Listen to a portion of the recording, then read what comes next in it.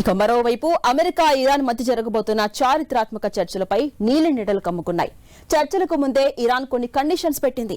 చర్చల టేబుల్ వద్దకొచ్చే ముందే లెబనాన్ లో తక్షణమే కాల్పుల విరమణ జరగాలంటోంది ఇరాన్. విదేశీ బ్యాంకుల్లో స్తంభింపజేసిన తమ ఆస్తులను విడుదల చేయాలని డిమాండ్ చేస్తోంది. అయితే ఈ డిమాండ్లను అమెరికా అంగీకరిస్తుందా లేదా అన్నది ఇప్పుడు ఉత్కంఠగా మారింది. దీంతో చర్చలు సజావుగా సాగుతాయా అన్న సందిగ్ధ వాతావరణం ఏర్పడింది. ఇదిలా ఉంటే జేడీ వాన్స్ అమెరికా నుంచి ఇస్లామాబాద్ బయలుదేరడానికి ముందు కీలక వ్యాఖ్యలు చేశారు. ఇరాన్ చిత్తశుద్ధితో చర్చలకొస్తే సానుకూలంగా స్పందిస్తామని తెలిపారు. ఒకవేళ మోసం చేయాలని చూస్తే తమ బృందం కఠినంగా వ్యవహరిస్తుందని హెచ్చరించారు.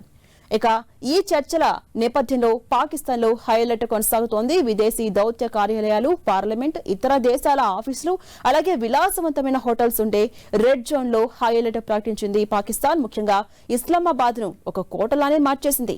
10,000 మందికి పైగా పోలీసులను మోహరించారు. వాహనాల రాకపోకలను నియంత్రించారు. దీంతో పలు మార్గాలు నిర్మానుష్యంగా దర్శనమిస్తున్నాయి. అమెరికా ఇరాన్ మధ్య చర్చలకు ఆతిథ్యం ఇవ్వడంపై పాకిస్తాన్ ప్రధాని షహబాజ్ షరీఫ్ హర్షం వ్యక్తం చేశారు.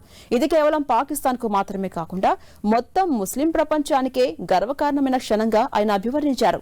ఈ దౌత్య ప్రయత్నం ద్వారా అంతర్జాతీయ స్థాయిలో పాకిస్తాన్ తన ప్రాధాన్యాన్ని చాటుకుంటోంది అని తెలిపారు.